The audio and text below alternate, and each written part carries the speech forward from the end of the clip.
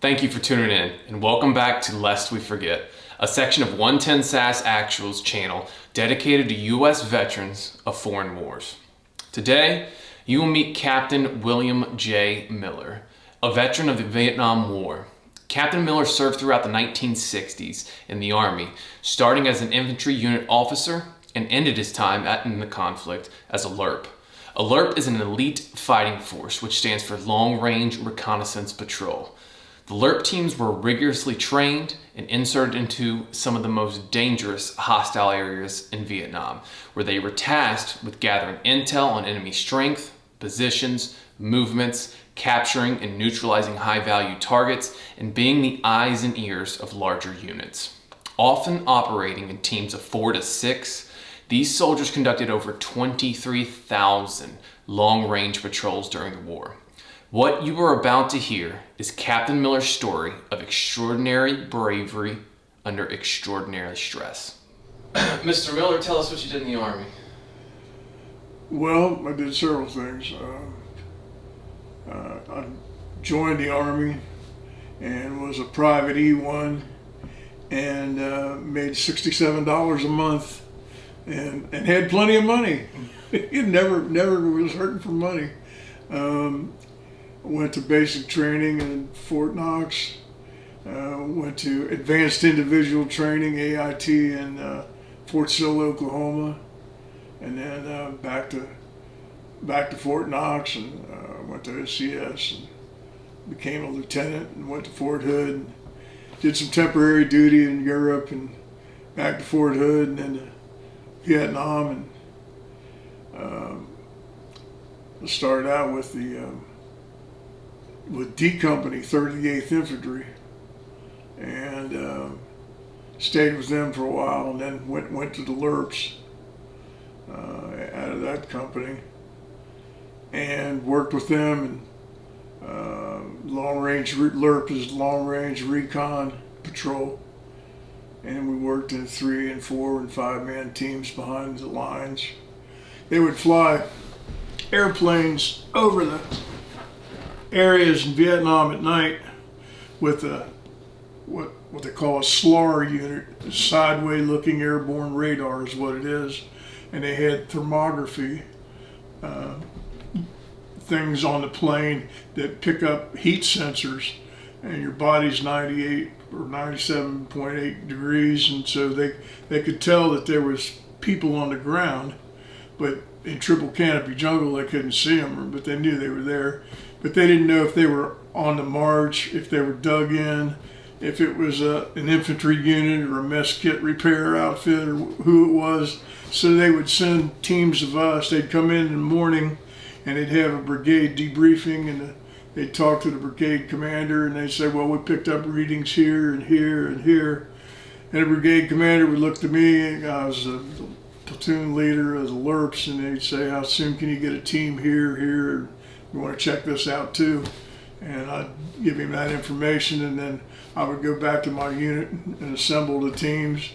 And there was 2 officers in the Lrrps, and one of us would be out in the field all the time, and the other one would be on the radios back in the rear. So I got time in both places, monitoring teams when I wasn't in the field, and upgrading the teams that I was with, and there's always the team leader, because I always had the rank and everything, but it was exciting. We used to use the word salute to radio back essential elements of information when we'd spot an enemy, you know, and which was our job. What we were doing, we were out there, we were the eyes and the ears of the division, and when we would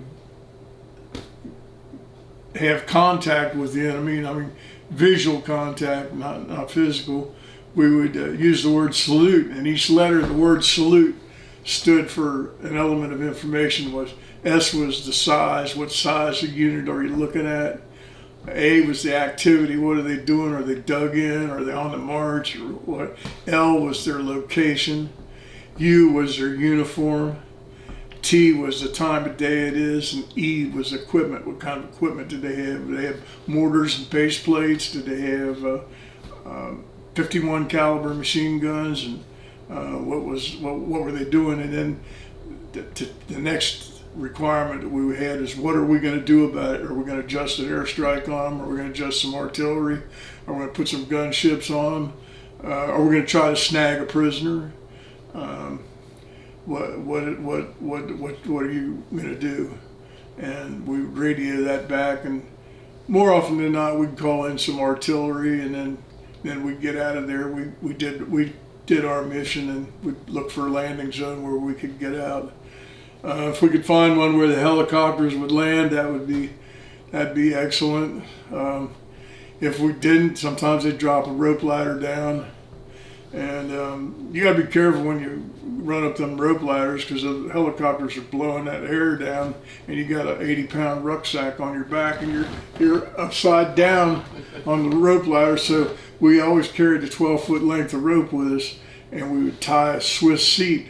You bring the 12, you get even ends on the 12-foot rope, and you tie like you're starting to shoe your shoes, and then you run it down between your legs and back up here, and then tie a square knot, and then take a D-link and snap that in there, and you run up the ladder as far as you can so your buddies can get up behind you, and then you snap yourself into one of the rungs of the ladder.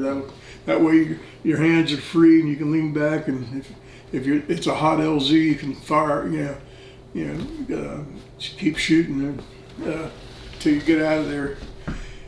And that works well, unless the helicopter pilots get spooked and they catch a round up there, and then they just take off and they drag you through the trees when you're on the rope ladder, and that's not any fun.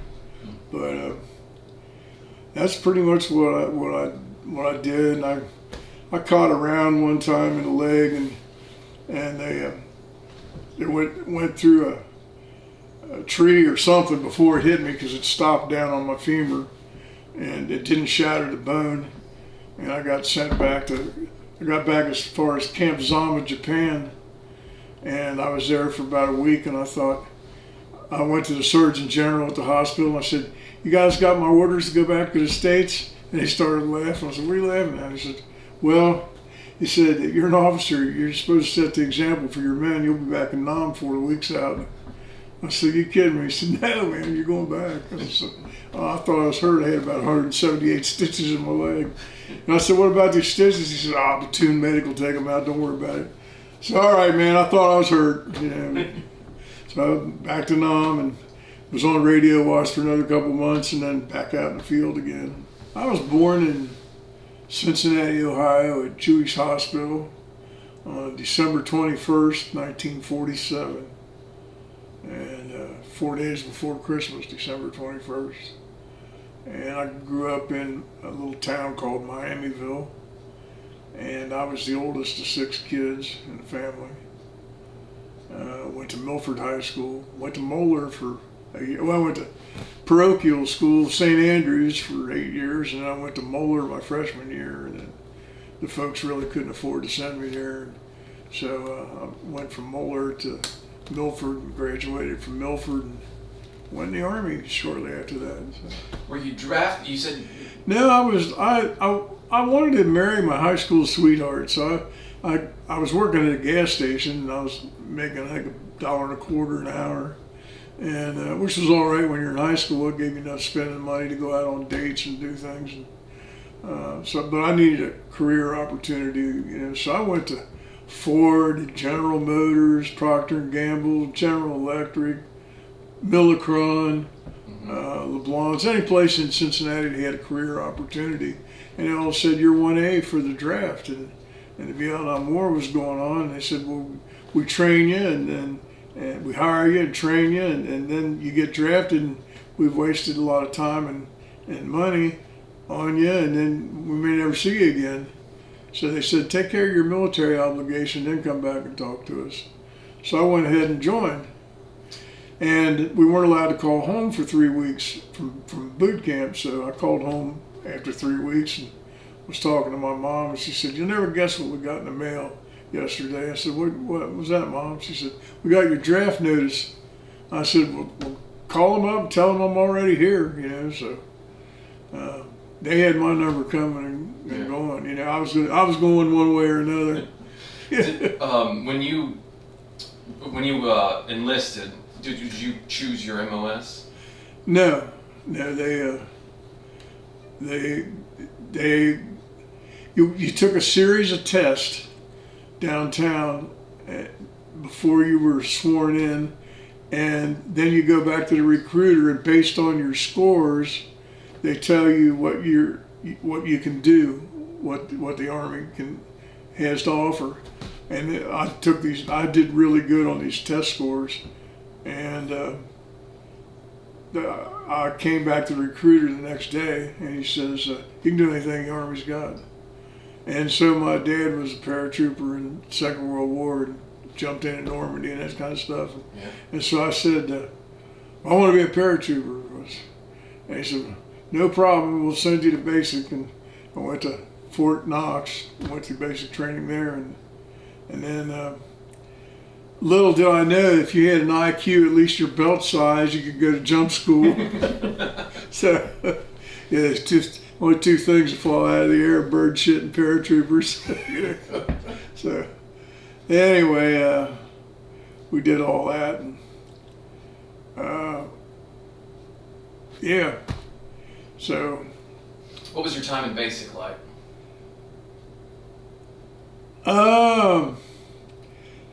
It was an experience. It was, they definitely taught you how to get up in the morning, and they taught you how to make your beds, and they taught you self-discipline and how to keep your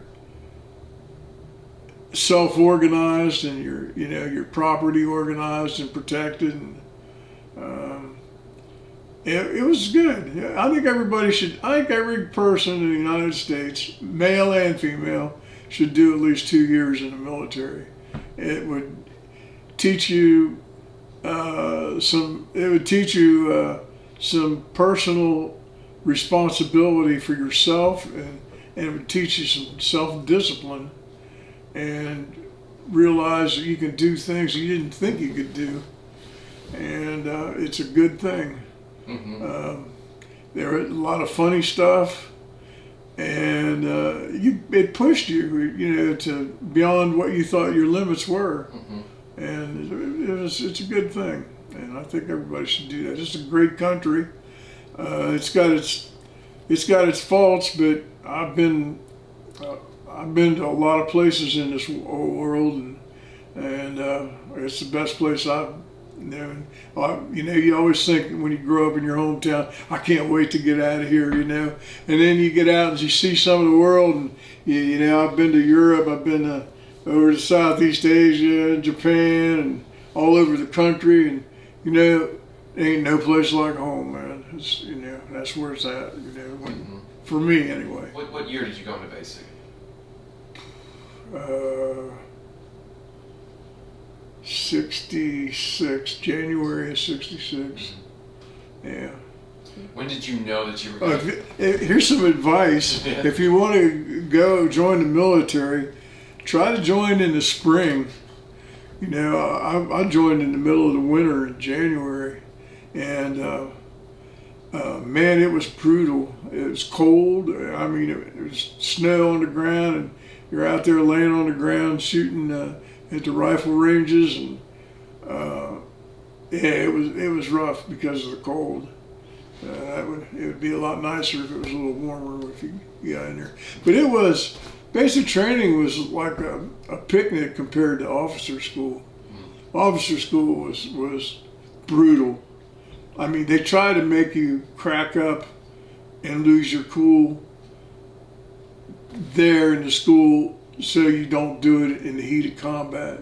They want to stress you out as much as they can, and they aggravate you and torment you. What kind of things would they do to you? Oh, well, your floors had to be absolutely spit shined. You could take your fingers like this, and you had to see them in the floor.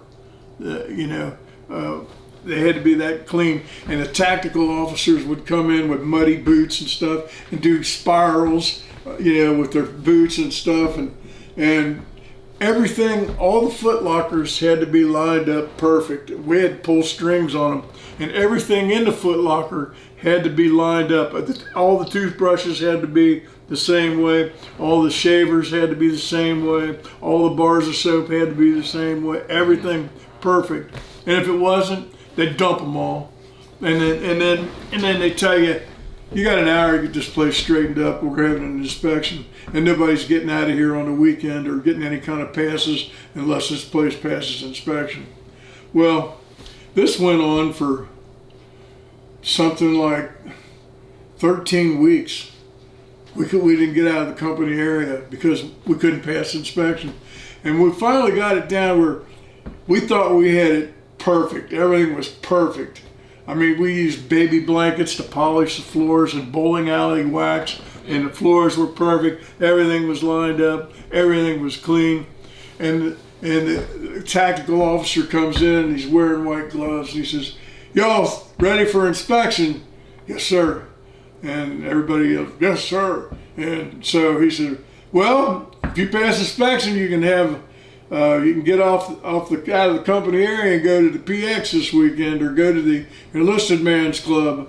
And he takes the white gloves off, and the springs that are on the bed that hold the mattresses up, he takes and twists that white glove and goes down through the springs.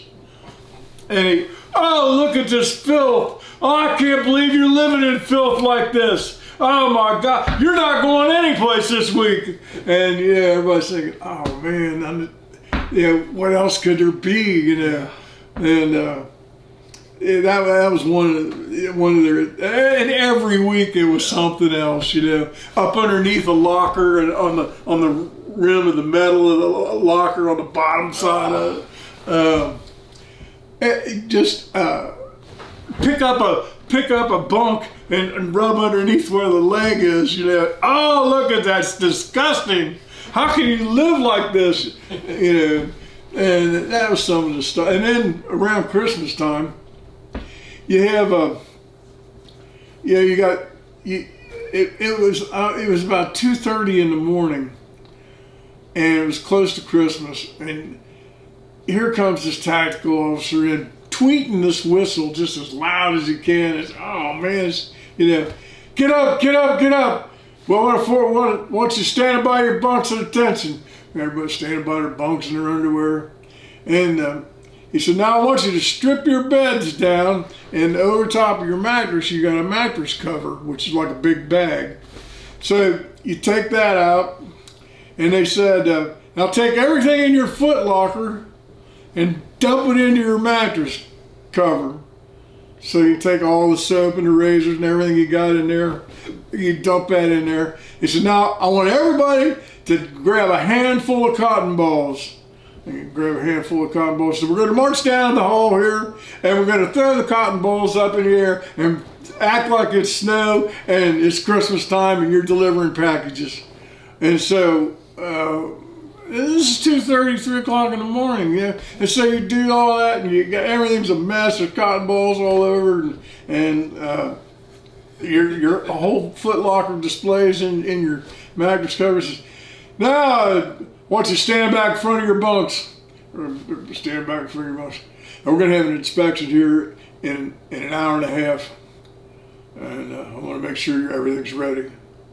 And so, man, you got to take all this back down, set all this up, pull all them strings, make your bunk back up, polish your floors, and hope you can pass inspection.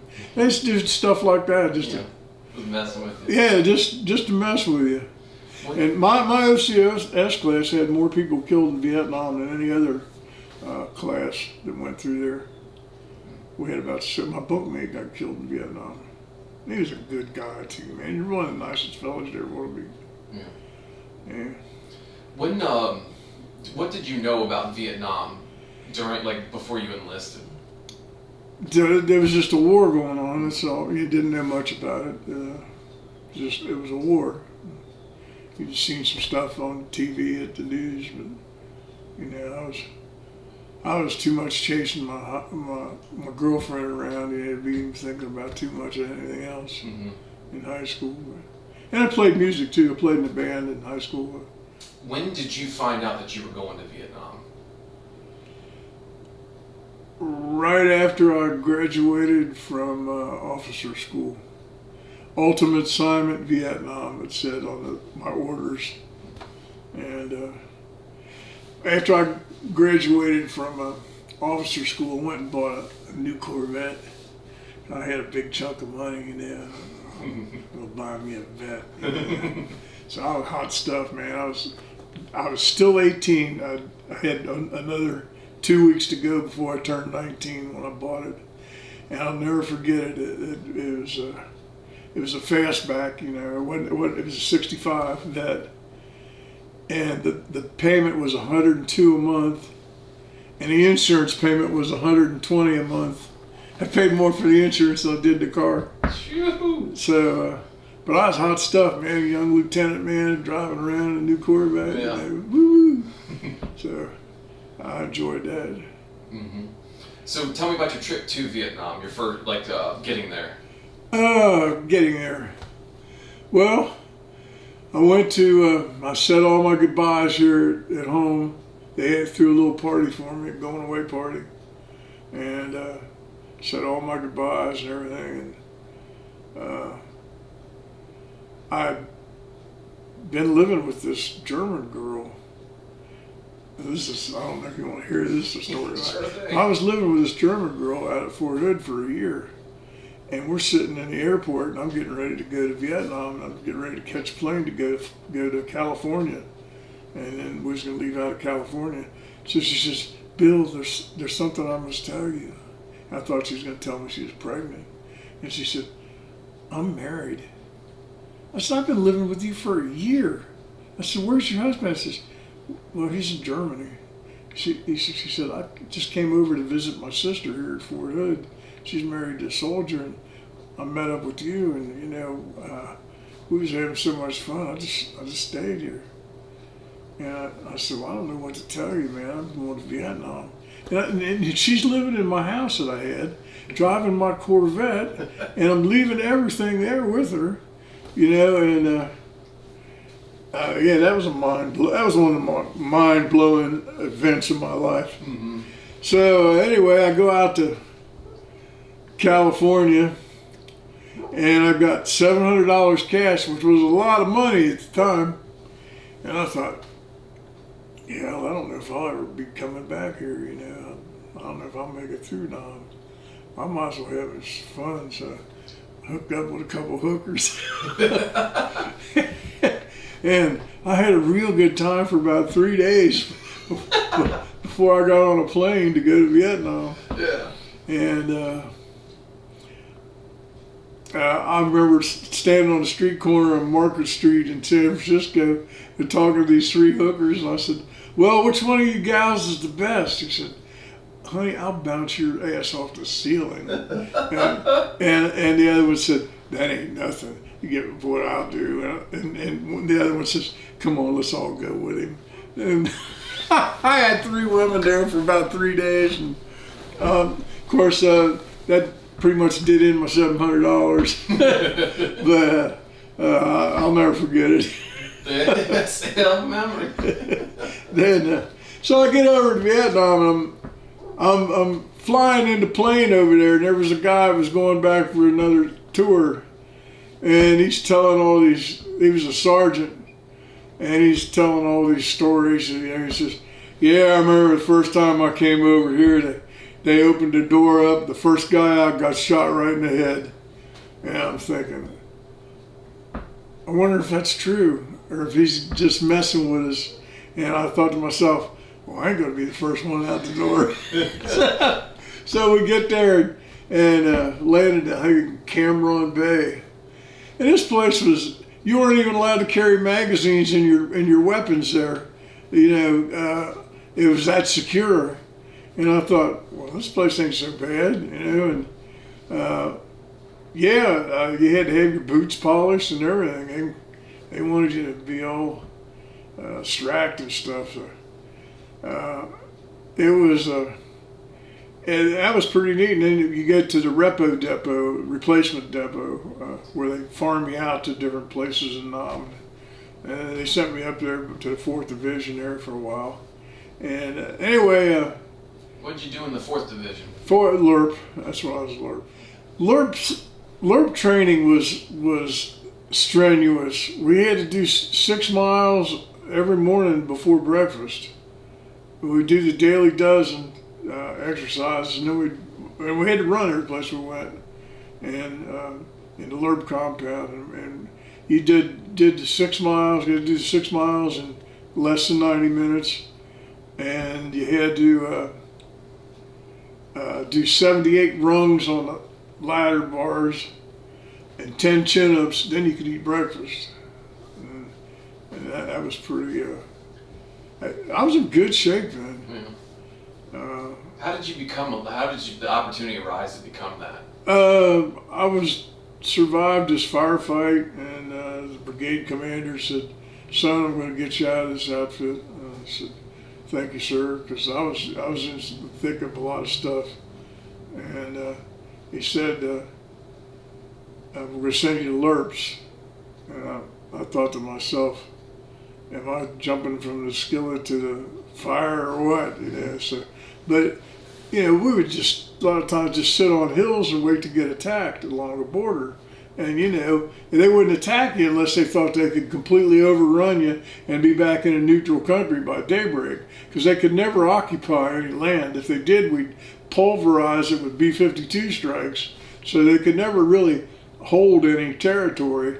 It was always hit and run stuff, and they wouldn't attack you unless they thought they could overrun you. Mm-hmm. So if you, and you always knew a little bit ahead of time when you were going to get attacked, because they would mortar you first. They would zero in the landing zone where you're bringing in the beans and bullets and the mail and stuff, and they drop mortars, every day. Maybe first ones would land way south of the hill, the second ones would land over the other side of the hill, and they started walking them in, and they'd boom, then they started landing on the LZ.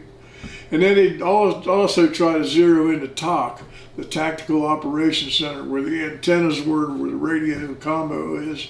And when they had both of them zeroed in, it was just a matter of time before they were going to hit you with a ground assault. And so we would have like a mad minute every other day, or once every 2 or 3 days. The mad minute is around dusk. Everybody on the perimeter shoots their guns, and they're out there with a piece of pencil or paper and pencil, and they're saying, okay, well, they got an automatic weapon here, they got a quad 50 here, they got machine guns here, and they're mapping out our perimeter. So as soon as it got dark, you switch everything around so they don't know where everything is, and but then you get hit, and you better hope you got all your stuff together. But they would always, when you set up your defensive perimeter, they would give you anything you wanted. I mean, I had barbed wire stacked 12 feet high, mm-hmm. and probably 20 feet deep. And inside the barbed wire, I'd put frag cord. That frag cord was about the size of your thumb, and it was plastic explosive, but it was like rope, and it had like valve springs on it. And I would lace that inside the barbed wire, and they also had razor wire, and you'd twist that up and put that inside the barbed wire too. Put what they call it German tanglefoot. That's that razor wire. You pull it tight and you twist it, so if they cut it, it'll coil up on them and cut them anyway. And you put that inside the barbed wire. You lace it in there and stake it down really tight, and then you put frag cord back. You put a couple rows of frag cord. Now this is a plastic explosive, and it has like valve springs on it. And you see them, if they get up into the barbed wire, you detonate one of them, and that'll blow them off away from the wire temporarily. And then you have different rows of defense, You got another one of those yet in the middle of the barbed wire and one behind the barbed wire. And then you got claymores in there too. And you got them about every 8 feet, and then stagger them back about 10 feet behind each other. But they're staggered because the backblast will blow them over if you. And you gotta be really alert, because they'll sneak up on you and pick the claymores up and turn them backwards on you. You know, if you're not really careful. But you know, we never had that happen to us, but I heard cases of that going on. Yeah. So you're when you first got in, you were attached to or assigned to the 4th ID? Yeah, I was attached to 4th D Company, 38th Infantry. It was a straight leg outfit. And What do you mean by straight leg? they weren't paratroopers or anything. Just straight leg outfit. And I remember my first firefight. We were moving on a search and destroy mission, and the 1st platoon took the point, 2nd platoon was over here, 3rd platoon was over here, and 4th platoon was dragged, and then headquarters platoon is in the middle. And you walk through the jungle until the point hits somebody, or you know, somebody starts shooting, and somebody started shooting, and of course you hit the deck, and somebody got hit, and they were yelling for a medic, and they pulled him back from the front, and I remember seeing this guy that got hit, and I thought, holy shit, man, this is the real deal here, and they're playing for keeps, man. This is, you know, they never told us that they shot back, you know, when you're going through all this training. I was trying to get the buttons off my shirt so I could get lower to the ground. I was thinking, wow, I got a year of this to go, man. I hope I make it through this. Right. What was that mission? Search and destroy. Yes, out patrolling, looking for trouble. And we ran into some. It was a sniper.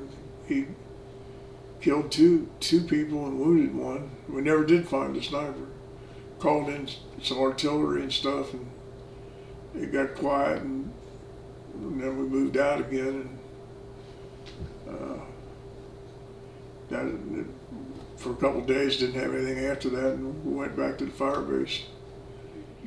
What they would do is they would occupy hilltops. We would, say our battalion would, large hilltops, and A Company would take this quarter of or sector of area, and they would run patrols off of the mountain, or off of the hill. It was hills, and clear it out. If there was they didn't have anything, they'd come back in, and then B Company would go out, and C Company and D Company, and if the area was all cleared, then they'd just pick you up and take you to another hill, and do the same thing over and over.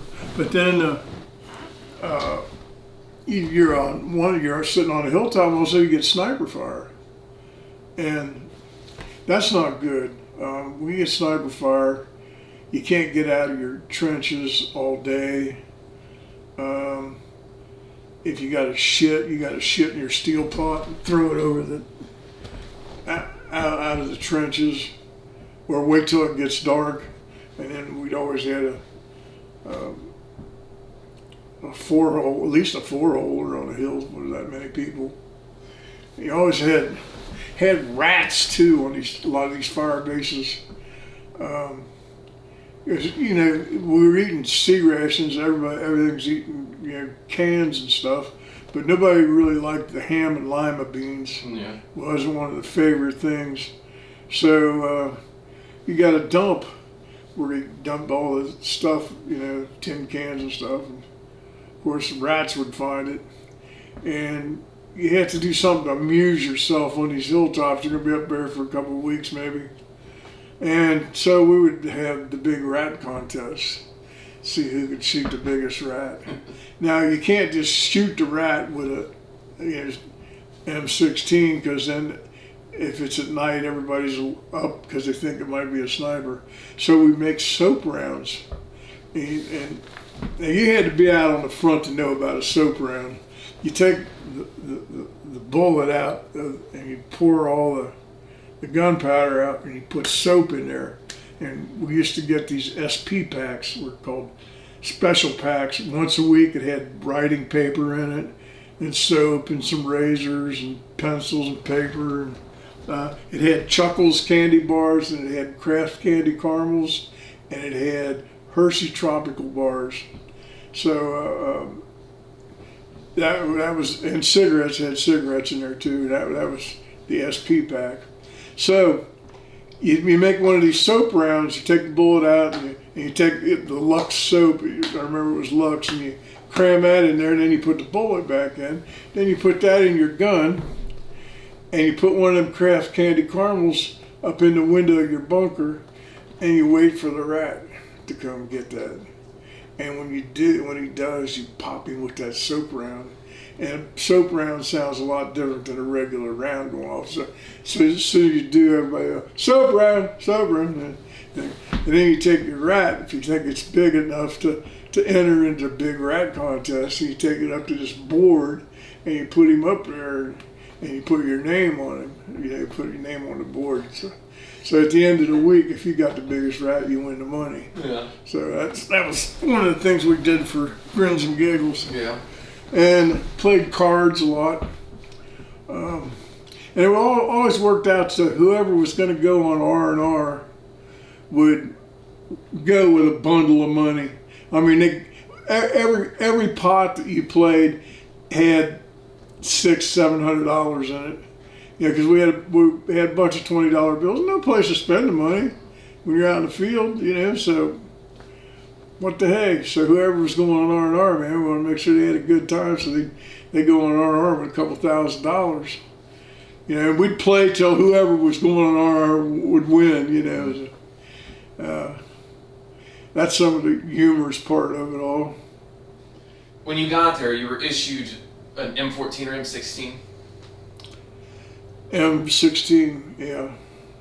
And they're all right in a firefight, but you run about 4 or 5 mags through it on rock and roll, man, they'll start cooking off.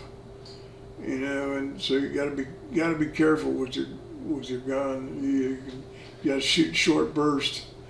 And in a firefight, you want to be careful. Don't just waste ammunition, man. Make sure you got something you're shooting at. Tell me about your gear setup. Oh wow. Had a rucksack that weighed about 85 pounds. And in that you had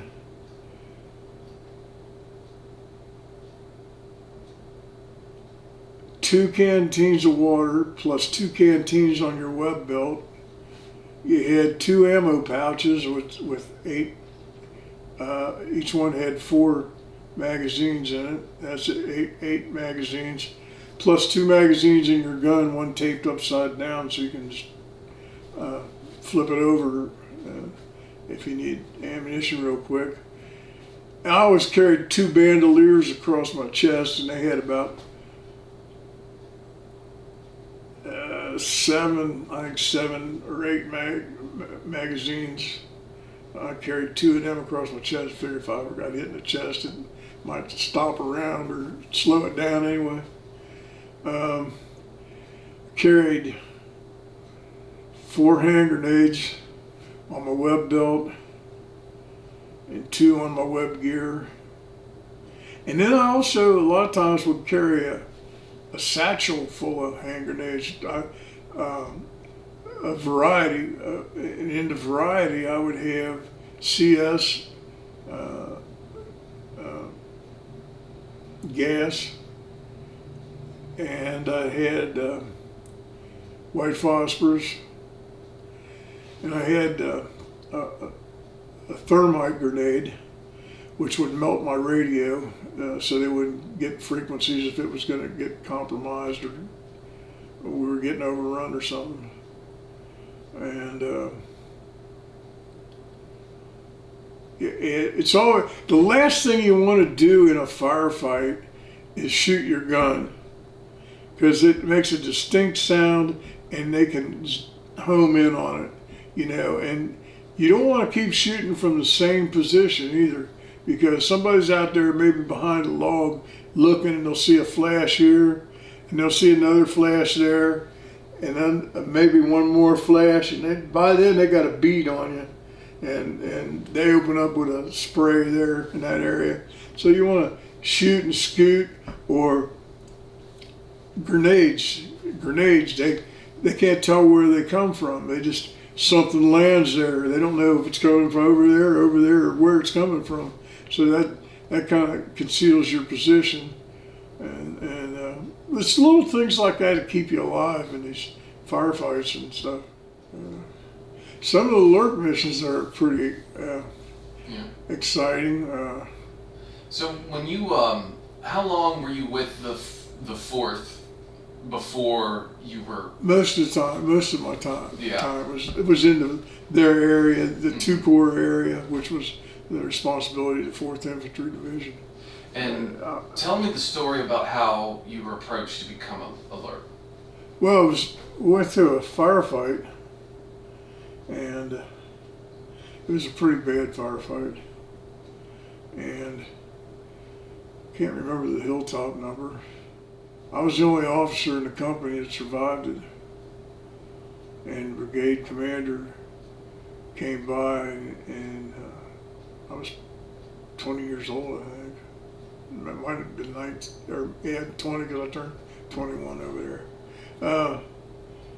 Brigade commander said, you're the only officer that survived this. He says, I'm going to get you out of this outfit, son. I said, thank you, sir, I appreciate it. Because we were getting a lot of casualties on a regular basis. And so they sent me to LRRPs, long range recon. So I had to go to LRRP school down in I had to go to pre-LRRP school back at the 4th Infantry Division. Then I had to go to LRRP school down in Nha Trang. It was ran by the 5th Special Forces. That's when I was attached to the 5th Special Forces. And then I went back up to the 4th Division after graduating from Recondo school, they called it. And we had 4 people killed in the final exam at Recondo school. We started out with like 99 people, and I think 14 of us graduated. What was that school like? That school was tough. You had to run the 6 miles every day. In training, it was just running 6 miles in 90 minutes or less. You had to be real proficient at map reading, adjusting artillery, airstrikes. You learned quick disconnect methods for if you run into contact. So when you're in a 4-man team and you're following a company of 130 people, you know, it's not your job to make contact. It's your job to observe and keep an eye on them. And if you get compromised, if they know you're there and they start chasing you, then it's,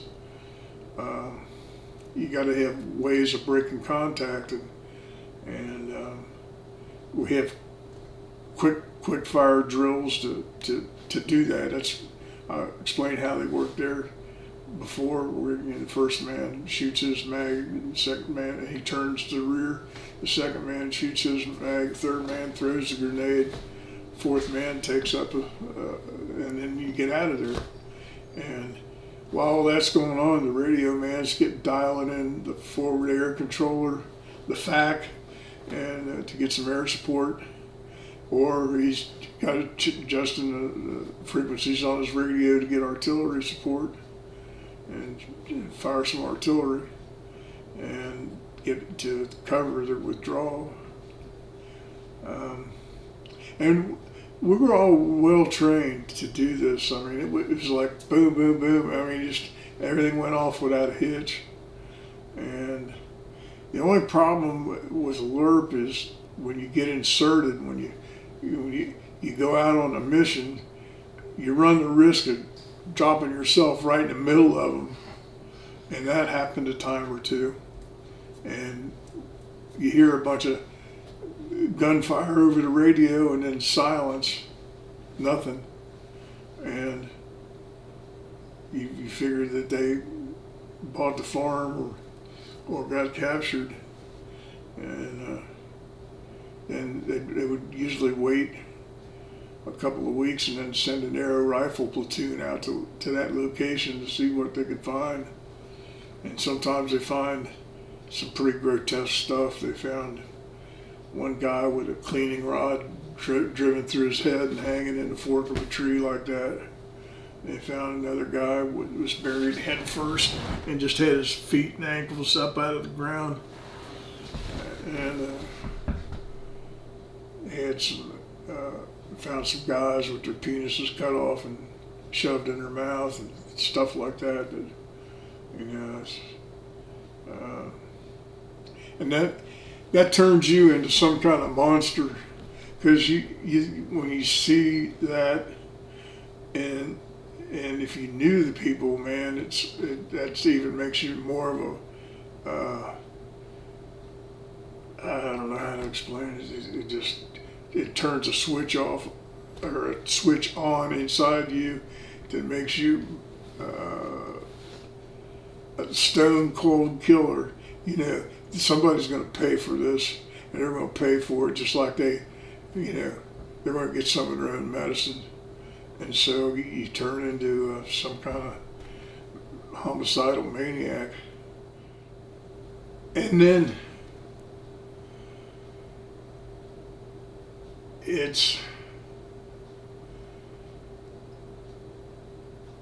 I don't know how to explain this.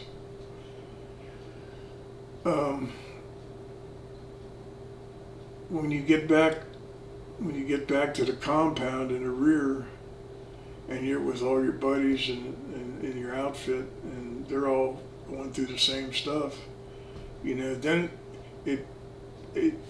you gotta lighten up a little bit, so it becomes a game, and you start competing on confirmed kills. How many confirmed kills you got, and then it's like a football game.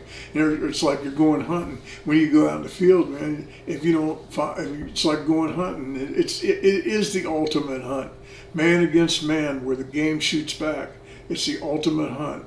And if you go out and you don't bag anything, then it's like, oh man, it's a bum mission, But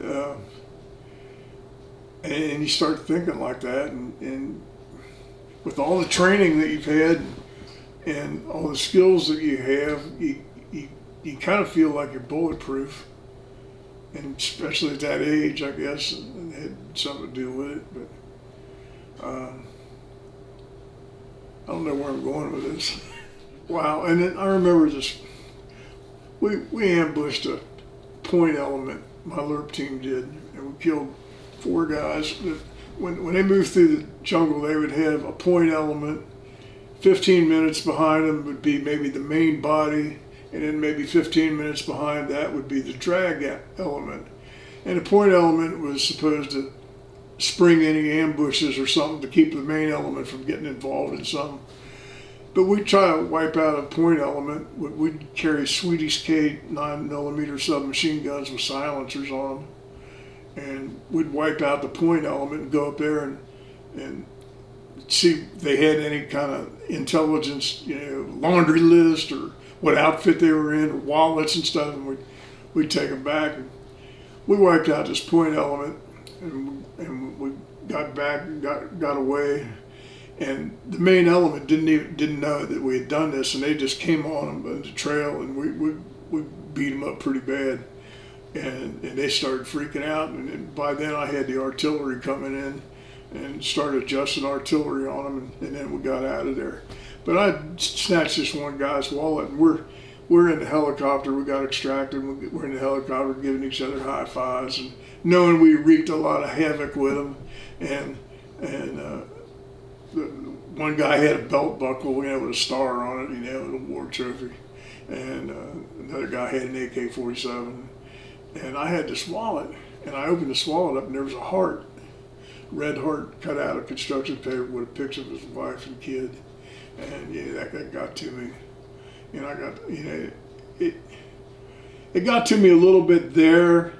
But it really got to me a lot after I got out of the war and back to a safe area in the United States where I could unwind all this.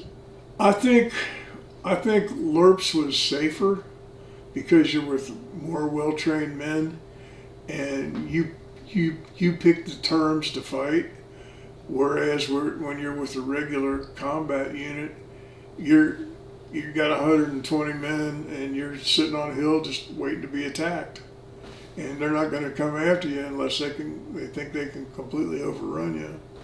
And when you do get attacked, you're in for a hell of a night, because they're going to try to be gone before daybreak, because they know they can't hold the hill because we'll annihilate it. But I got a funny LRRP story. They were flying the airplanes over at night, and they've seen this well-used trail on top of this ridge line, and they wanted the team to go in there. So me and three other guys went. It was a 4-man team, and so we got inserted about a mile away from there. We got inserted down in the valley. Now, when you get inserted, you make the helicopter will make 3 or 4 different stops in different places. So if the helicopter's observed, they know they might be dropping a team off, but we don't know which place they dropped them off at. So you got a little bit of element of surprise, and while the helicopter's there and you're exiting it, you run as far and as fast as you can away from it, because your noise is covered by the noise of the helicopter. And then you wait and you sit and listen for about 2 hours, see if anything's coming for you or whatever, and then you only move at certain times. You don't move between 11 and 1 because people are eating and they're sitting down being quiet, and you don't want to be crashing through the jungle or and walk upon them, because they'll hear you coming because they're sitting down being quiet, and different things like that. Anyway, we were supposed to observe this trail. We got inserted, and we're humping up there, and we're in triple canopy jungle, and at the bottom of this ridge line is another trail that's well used that they didn't know about. And so I said, well, let's set up between the 2 trails so we can kind of monitor both of them. And we're in real thick brush and stuff, so they can't see us from the trails, but we can see if anything's moving. So first night was quiet. Second night we hear some movement on one side of us. So I dial my radio in for the artillery, and now we got movement in back of us. We got movement on the side of us. We got movement on this side. We got movement on 3 sides of us. I'm like, we're gonna get fucking surrounded if we ain't careful. So I get on the radio, and I got my poncho liner wrapped around my head, so I'm speaking. I get the artillery, red leg. It's 2 Fox.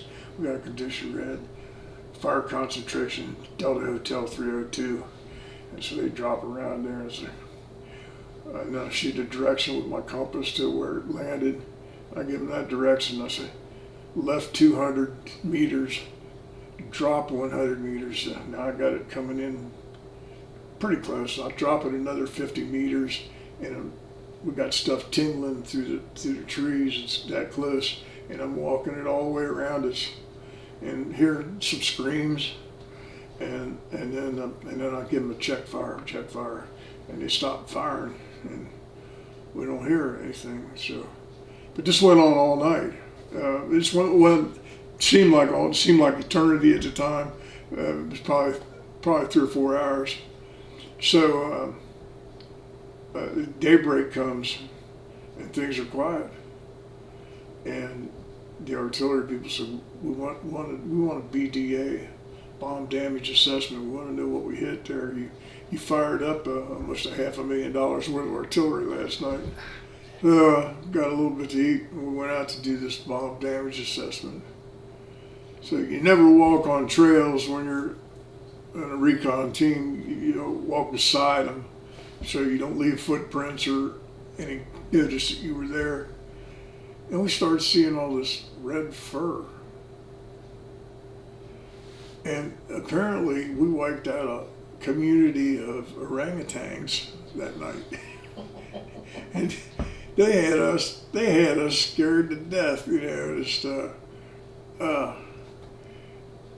and it was orangutans. It wasn't even North Vietnamese, it was animals.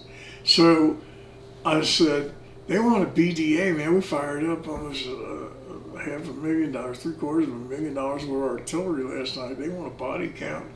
How many of these critters you think we killed? I said, at least 5. I called back in for the body count. I said, we got at least 5 bodies.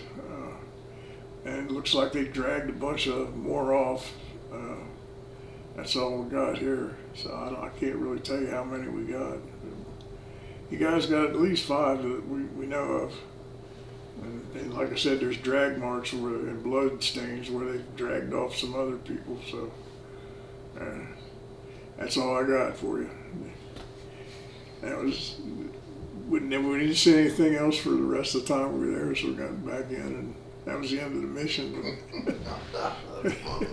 What does a typical LRRP mission look like? The brigade commander would have a briefing in the morning from these airplanes that flew over at night, and they'd talk about what they've seen or what they picked up. The helicopter people, every base camp unit was there, the helicopter pilots and stuff was represented. The infantry people were represented, the Lrrps were represented. And if somebody's seen a pilot said, well, we've seen a trail over here or whatever, they plot it on the map, and brigade commander would sit back and look at it all, and he's the one that made the decisions. And you know, I want to check this out a little further, so that they either have an arrow rifle platoon dropped in or a LRRP team. It's usually a LRRP team goes in and develop the situation, see what's going on, and develop the situation. And a lot of times, if the LRRP team says, yeah, there's at least a company of men, and they pull the LRRP team out, then they send an arrow rifle platoon or a company, an infantry company. They'll land them in there, and they'll try to develop the situation and search and destroy, you know, whatever's there would be what the mission would be. Was there ever a time in your LRRP, you know, being a LRRP, that you were just you was like, this is it for me? No, but there was when I was with the infantry outfit. Yeah. We're getting overrun, and that's what the newspaper article's about. Yes, tell me about the newspaper article. Well, we were at, I think it was Doc Peck, a place. There was our platoon was up there and on this hilltop, and we got attacked, and we were getting overrun, and it was to the point where it's every man for yourself. Just do whatever you got to do to save yourself. So I told my guys to pull off the hill, and I'm gonna adjust an airstrike or artillery strike on top of the hill where we're at, right where we're at. And so I didn't want to say you and you stay here and cover our withdrawal. So I told them, I said, give me some hand grenades and give me a couple boxes of or give me a couple magazines, and you guys get off the side of the hill. I'm gonna and the radio man, you stay with him and make sure nothing happens to that radio, and I'll hold them off as long as I can while you're getting out of here. And so that's what I did, and I flashed back on Fess Parker as Davy Crockett at the Alamo, and that went through my mind. I said, well, you're going down like Davy Crockett did, man. You know, they're going to get you, but you're going to take a bunch of them with you. So that was my mindset, and I laid down a lot of fire, and I'd move, and I'd shoot and scoot, and then I threw a bunch of hand grenades, and I kept them off our back, and then I caught a round in the leg, but it went through a sandbag or a piece of wood or overhead. I was firing from behind a bunker, and I was just kind of laying on top of the bunker, but behind it, and most of the time, and I'd go from bunker to bunker in this certain sector to keep it. Cause that kept them off our backs so those guys could get off the side of the hill. Then I got off the side of the hill and got artillery, and I poured the artillery on top of the hill. But I didn't think I was going to make it out of that one. But I did. So, I get fired up and emotional about it, thinking about it. That was a rough night. Yeah, I didn't think I was going to get it. I didn't think I was going to make it through that one, but I did. And then there was another time I was not sure if we was going to make it through. Our mission was there was a regiment coming down the Ho Chi Minh Trail and was getting ready to cross into Vietnam. And we were sitting right on the border, and our mission was to let them know when they crossed the border to come into Vietnam. And as soon as they did, we had a B-52 strike waiting for them. And they came through, and they wanted to know their location, and they wanted to know our location. And they said, you need to get the hell out of there. You're not out of the safety range. You have to be at least a mile away from them when we drop this stuff, or you're not, so they said, get the hell out of there as far and as fast as you can.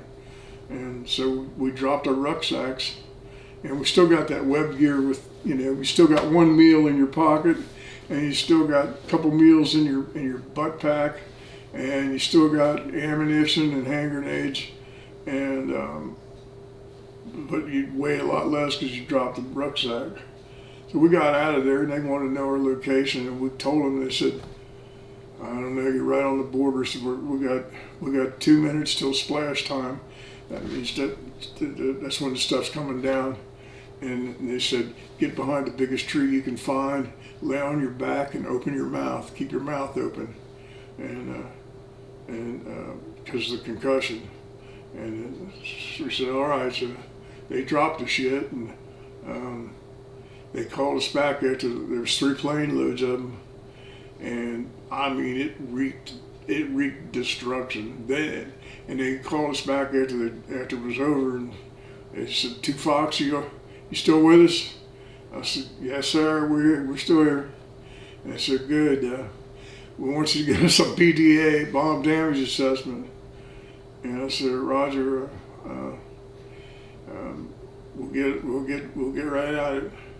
And we went over there, and this looked like another planet, where they dropped these 500-pound bombs. I mean, they put craters in the ground that you park cars in, and smoke coming up from the center of them. It smelled like cordite and gunpowder, and I mean, bodies everywhere, equipment everywhere, things in trees, I mean, wiped out the whole bunch of them, and there wasn't anything left. I said, so I called them back, and I said, I think you wiped the whole unit out.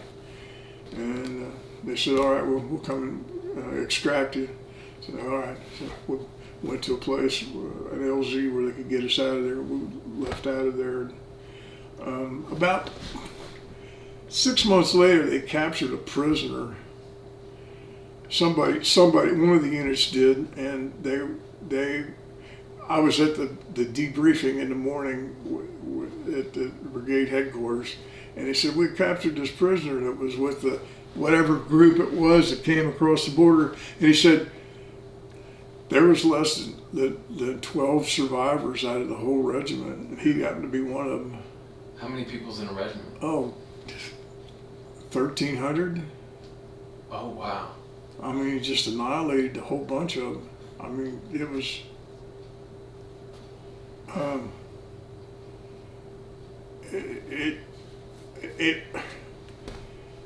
I don't even know how to describe what it looked like. It was, I'm just glad it wasn't dropped on us. You know, you look at, you know, the mindset you have in combat, the mindset I had in combat was, I wasn't killing people, I was saving people. For every one of them I killed, one of our guys was going to get to go back home. And that's how I rationalized it, and that's what kept my sanity, I think. Well, most of it. So, that's What was it like being that close to that blast? scary. It rumbled, it shook the ground, it picked us up off the ground a little bit, and I kept my mouth open, and it was scary. It was scary because you know, you think, well, maybe one of the fins on one of them bombs is going to go wacko, and a stray one will come over here, you know. And, yeah. Napalm's a scary thing too. I've seen it dropped, and it just sucks the air right out of the oxygen right out of the air, and you're gasping for breath. Yeah. Yeah, we were on, I can't remember what hill it was on, and they dropped it. It was at night too, because so we're getting attacked. It was somewhere around Docto, and the company commander said, everybody take a trip flare. Now, a trip flare, as soon as you pop it, it lights up. Everybody throw a trip flare out in front of your position. So everybody throws one out, and then they see a white circle up. The aircraft do, the forward air controller and the jets, they see a white circle. They know that's your perimeter. And then you shoot a compass azimuth to the enemy, and then they know what size of circle to come in on and drop their stuff. And I'm watching these jets, and they let go of this napalm, and we're right here, and they're letting go of the stuff back here, and it's tumbling right over top of us. I'm thinking, oh man, I hope that clears us. And it landed about 50 yards out in front of us. And man, if they were like this when they were running, that's the way you found them on the ground. They looked like crispy critters. It was a mess. Yeah, I can't remember what fire base that was though. But You know, what's it like being in a firefight? Well, I was an officer, so I always had men under my command. In a combat unit, as a platoon leader, you have a sector on a perimeter that you're in charge of, and you want to make sure that you keep your sector secure and safe. And so when the shooting starts, you want to make sure that your men stay alive. Whatever you know, there's little things you can do to increase your odds. Keep your head down. Don't expose yourself, and shoot and scoot. Don't keep shooting from the same position all the time. You know, and use your hand grenades. Use your weapon as your rifle as a last resort. In combat, only I think it's only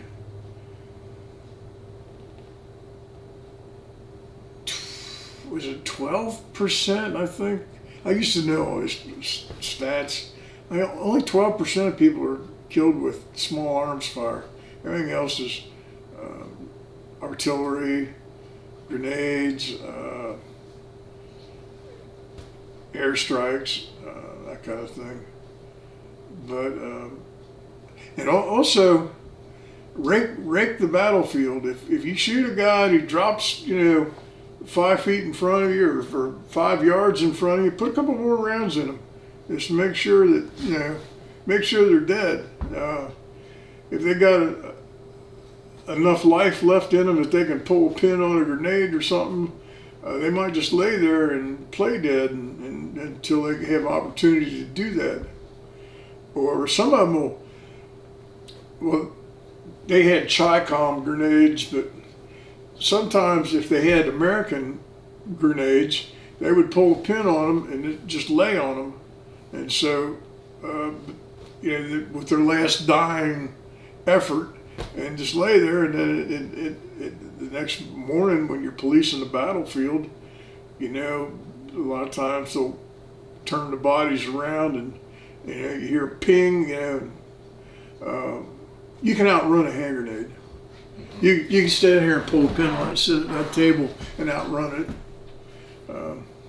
I've done that before. We did that as an exercise in Lrrps. I don't know why we did that, but we did that. You get about 7 seconds. You can cover a lot of ground in 7 seconds. They have a 30 meter bursting area. In a firefight, I was more concerned with keeping my men alive and safe, and I had all these extraordinary devices, claymores, frag cord, and things out, and booby traps.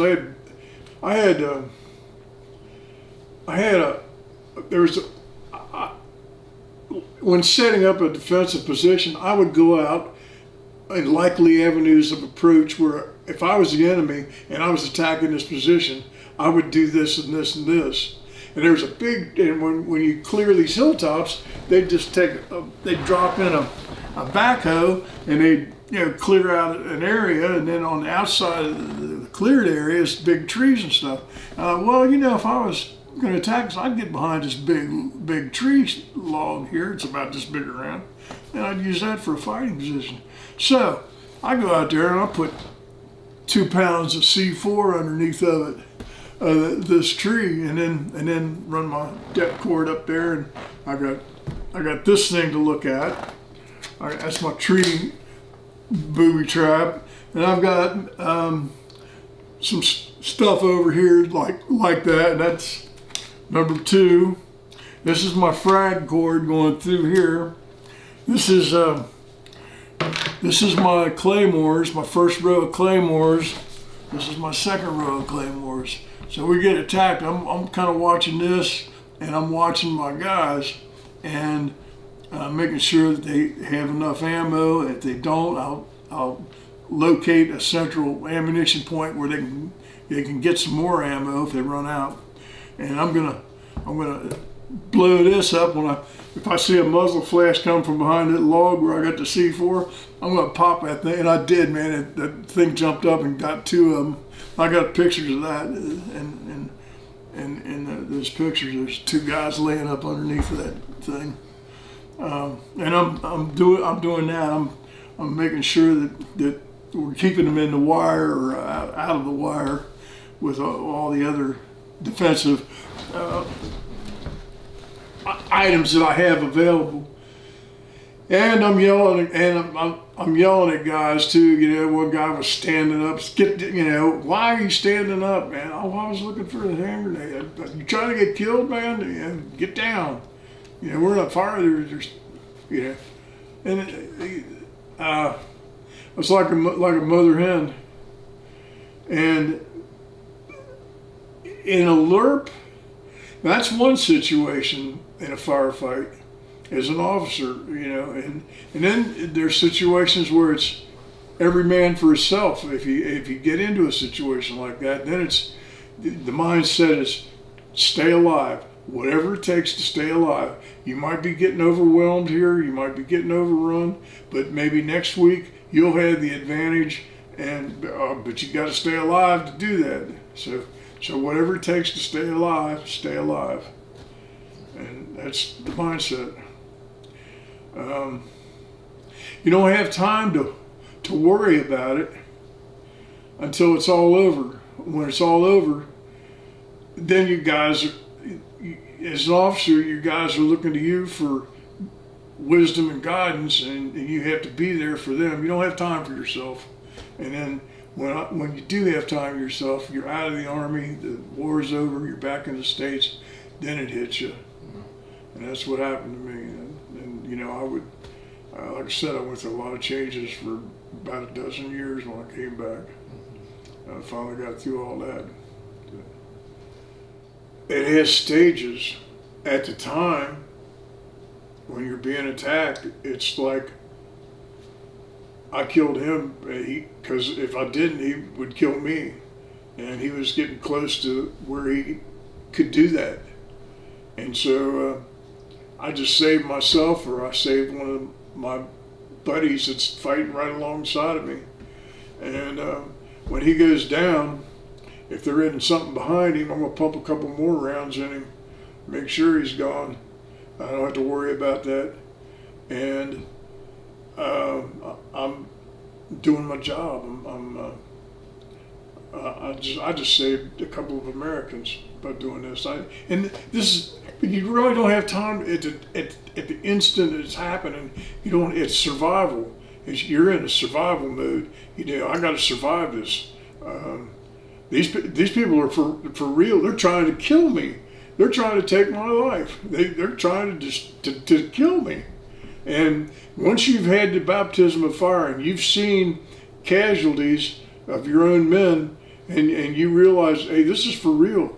This ain't no game, man. These people are actually trying to kill me, and they will if they get the opportunity. And you're in survival mode. It's just, you don't even think about it. It's just boom, boom, boom, and in that situation, if you're under attack,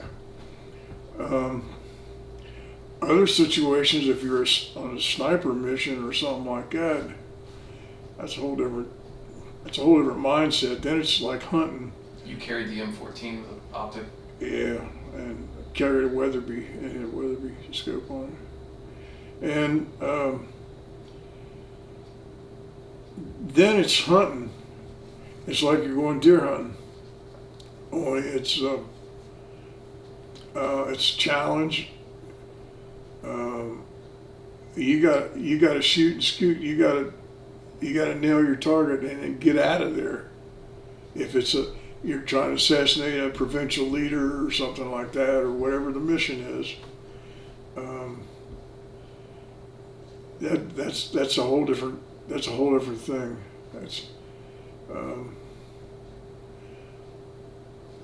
Each firefight has its own personality or its own set of circumstances, but it's all basically the same. It's you're caught up in an ultimate hunt where the game shoots back, and it is for real. And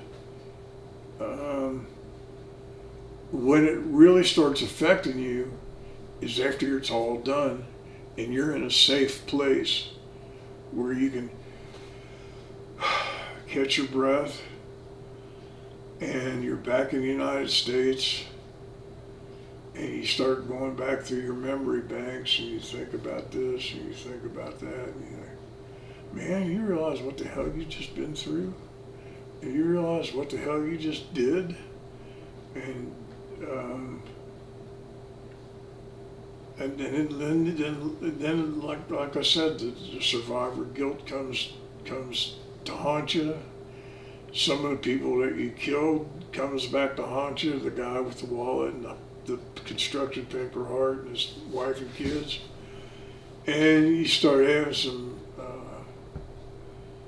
a different mindset about it, about certain things.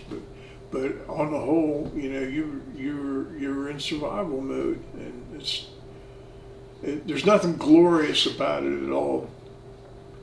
At the time when you start competing with your buddies for body counts and stuff, where it almost becomes a game. I think that's your not ego defense mechanism. I think it's your self-defense mechanism that keeps you from losing your mind. It's a balance, but there's nothing glorious about it at all. After it's all said and done, you know, you've taken somebody's life, and you don't know, you don't know anything about them. You don't even know what their voice sounds like, you know. And everybody's got a story. I mean, everybody's somebody's son, somebody's brother, somebody's dad, somebody's uncle. Everybody's somebody.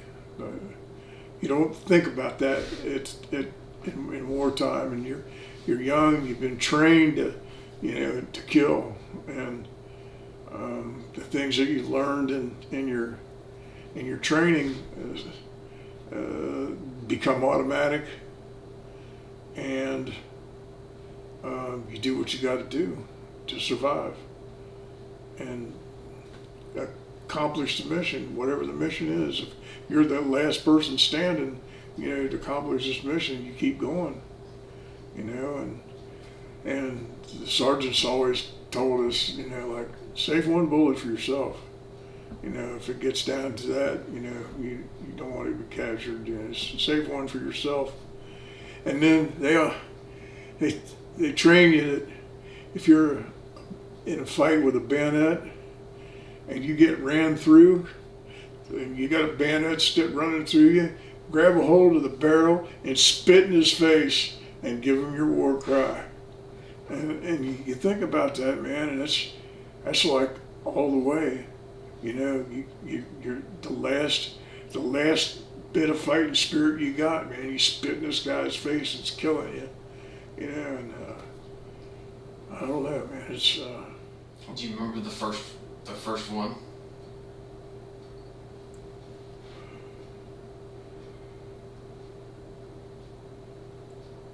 Yeah. I just remember a silhouette coming at us, and I'm shooting. And I got it on rock and roll and pumped a couple rounds in them, and they dropped. They ran about another 5 yards after I shot them.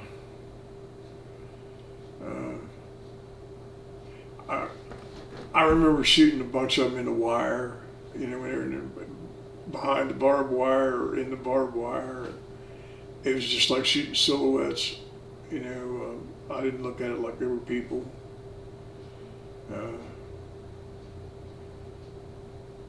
I was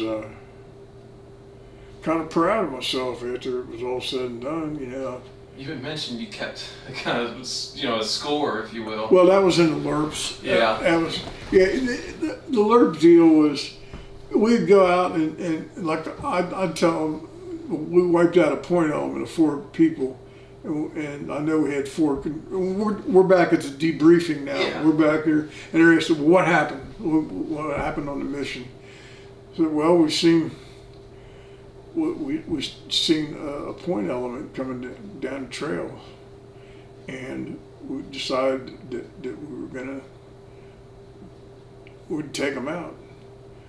And so what you do is you got these plans before anything goes on. So you got 4 men, you put 3 men on this side of the trail and 1 man over here. And this guy here, he's watching the trail. and this way, and this guy's watching trail this way, and this guy's just kind of keep listening and keeping an eye on things. And so this guy sees 4 people coming down, so he taps this guy and goes, and then this guy will go, there you go. And then the team leader will say, let's get him.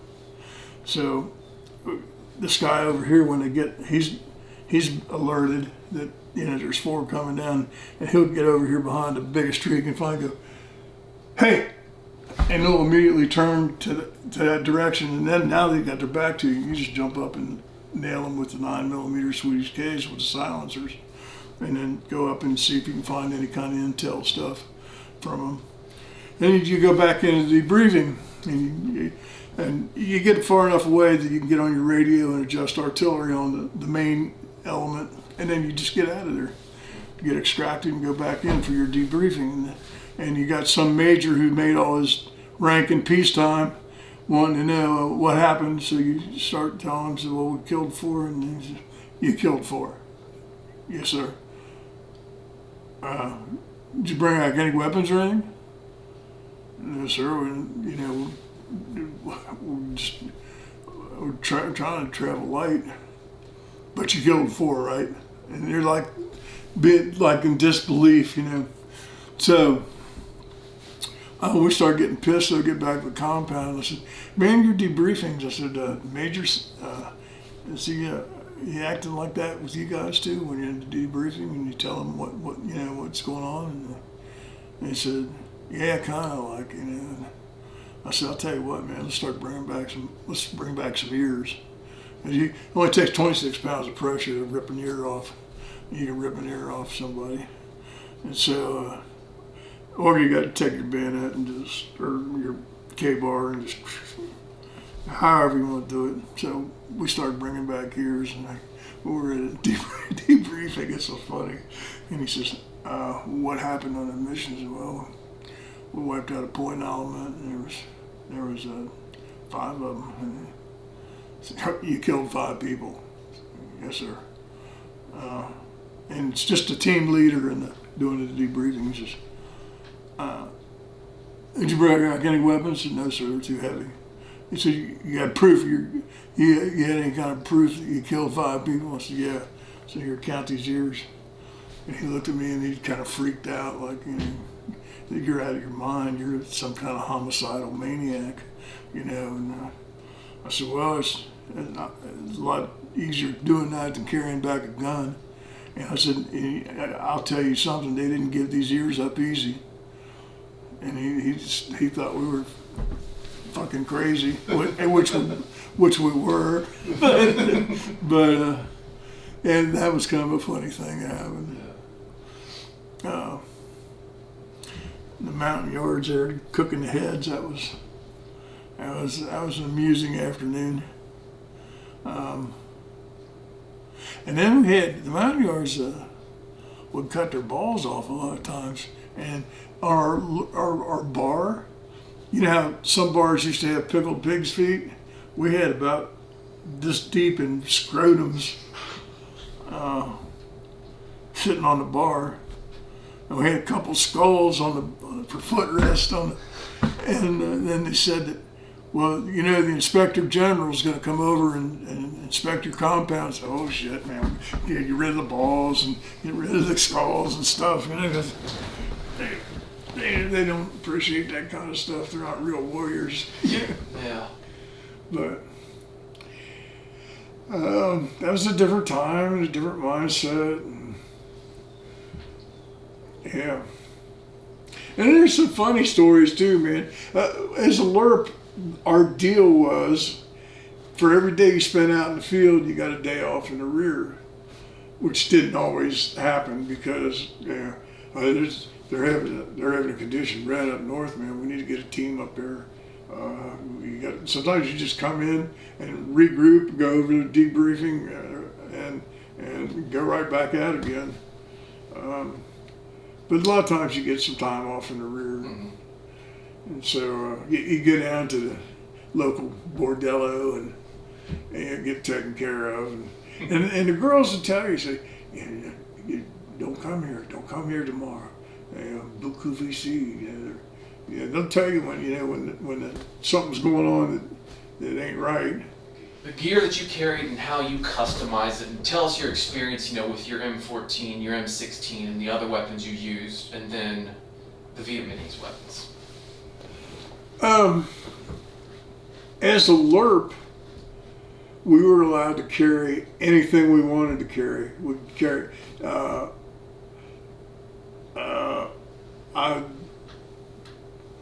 lot of times would carry an AK-47 on LRRP missions, because an AK-47 and an M16 have a completely different sound. One's a brrr, and the other's clack, clack, clack, clack. M16 held 20 rounds, AK-47 held 30 rounds. If you're going to shoot somebody with an M16, you aim at their right foot and pull the trigger, and if you got an automatic, it'll ride up across them. AK-47, you can fire from the shoulder, and it won't ride up on you. It was a better weapon. I felt like it was a better weapon. And as a LRRP, if you're behind the lines and you fire off an M16, and there's an enemy around someplace, and they hear that brrr, they know exactly what's going on. So, but if they hear clack, clack, clack, they don't pay that much attention to it. And one of the ways we would recon an area is we'd have a helicopter fly close to our position, and we'd take an AK-47 and fire it up in the air. If there was any North Vietnamese around, they're thinking, oh, there's a helicopter, we should shoot at it. And so they start shooting up in the air. So then we know where they're at, and Swedish K carried on some LRRP missions. Carried an M1 carbine sometimes. I carried a shotgun, 12 gauge shotgun sometimes, depending on where we were at and what kind of terrain we were in. M14 we used for a sniper rifle. I only had a couple sniper missions.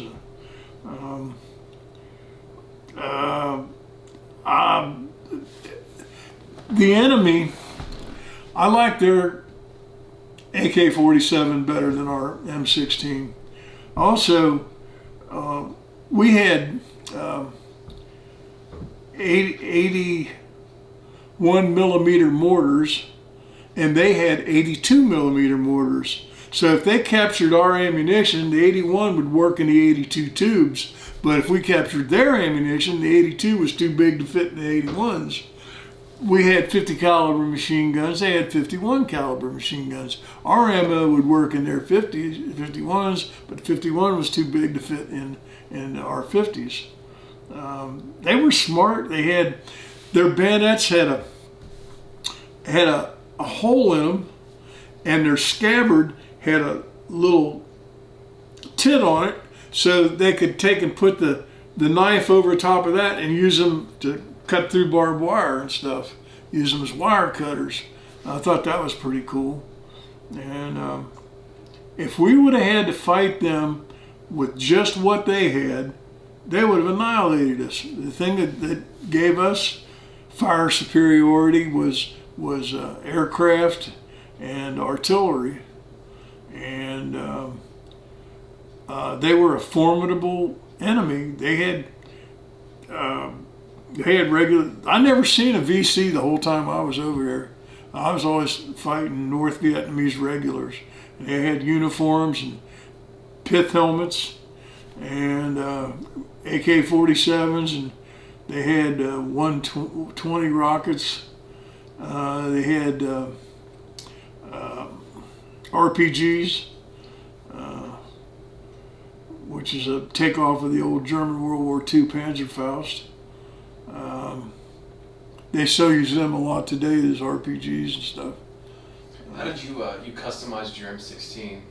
Paint? Oh, I didn't just. They give us camo tape. You just tape it up in any way you want to. And I taped like a daisy flower on on the back side of the stock, on mine.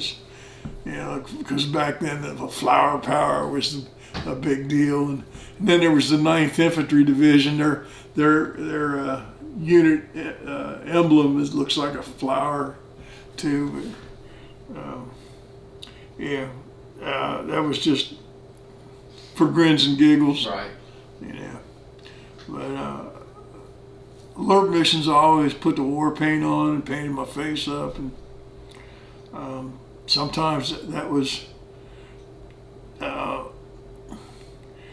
that might have saved my life once.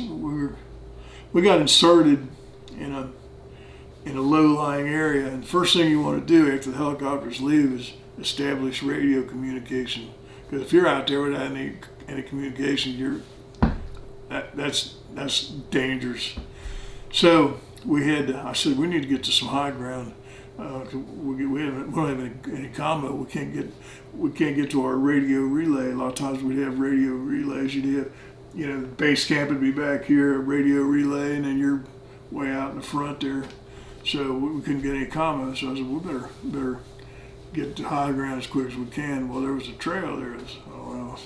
We get on the trail and we go up it. And so we're humping up this trail, and I'm always looking where I got my gun pointed, and we walked into it was a small element. Never did see how many there was, but I looked at him, and he had his gun like this, and I'm up there. I nailed him. I had it on rock and roll. I got him, the guy behind him. I don't know if I got the third one or not, and then we went through the quick fire, break contact, and we got out of there. It just still didn't have any combo. We finally got up to some high ground and got some combo, and they wanted to stick around to see if there was, how many people, if there was more people up in there and what was going on. I remember that mission. Back to the weapons. That's about all I know about the weapons. So hand grenades had tear gas grenades. CS grenades were a lot of times, man. That was a lifesaver. Like if they can't see in your eyes or water, and then they can't shoot at you. And sometimes you use them to break contact with. Just throw one of them out there, and they didn't carry a gas mask or anything, so you could always get away with a CS grenade. That helped. Yeah. What else? And the white phosphorus grenades, those are always good for breaking contact. And we carried thermite grenades to melt the radio. We usually taped them on top of the radio, or taped them to the side of the radio or on top of the radio. So I had to just pull the pin on it, and it would melt all the internal parts so they couldn't get any information off your radios, like your frequencies and stuff. What'd you think of your M14 with the optic?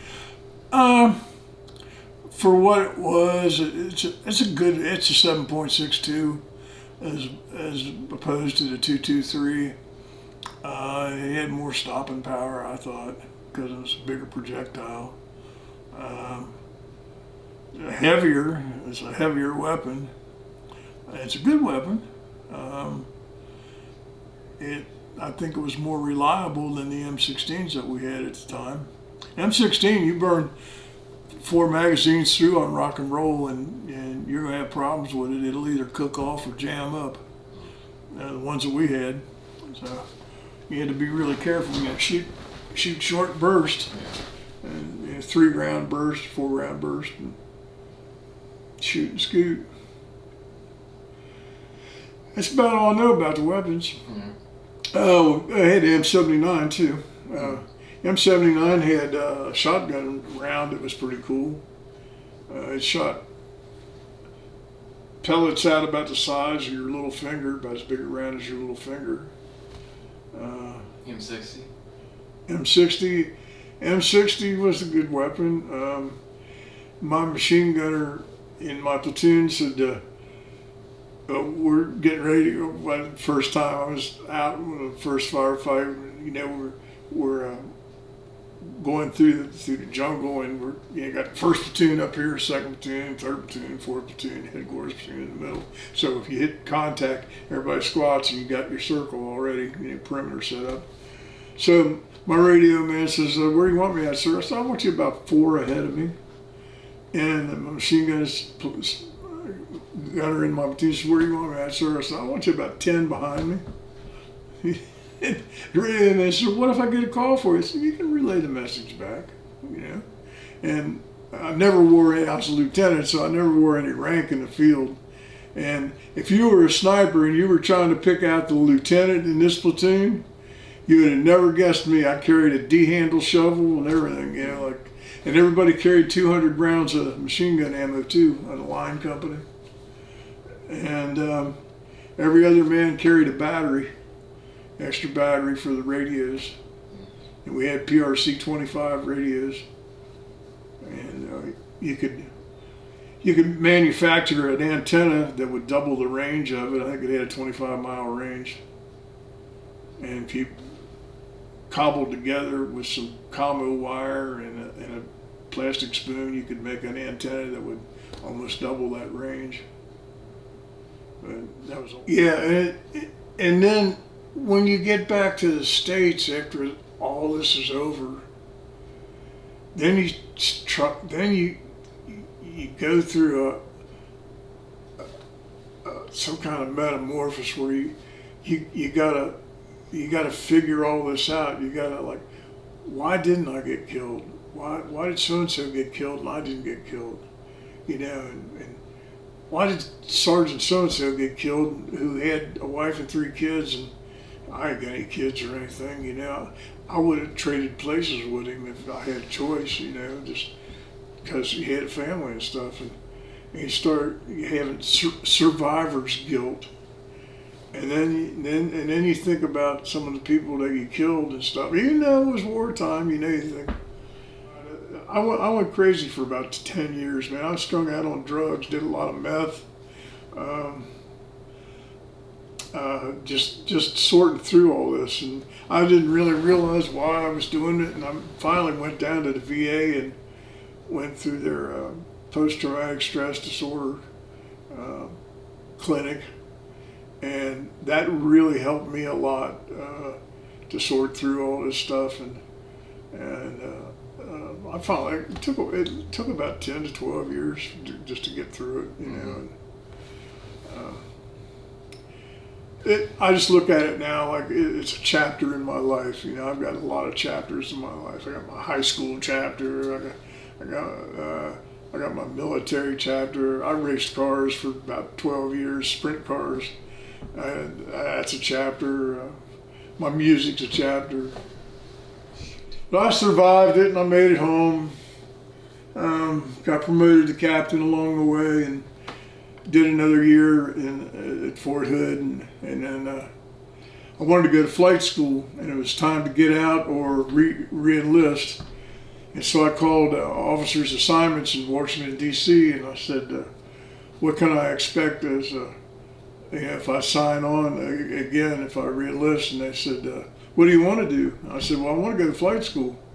And they said, well, you got to pass the entrance exam. So we said, we'll send the exam to your brigade headquarters, and you take the test, and we'll go from there. And I said, all right. So the max score was 500 on the test. I got a 485.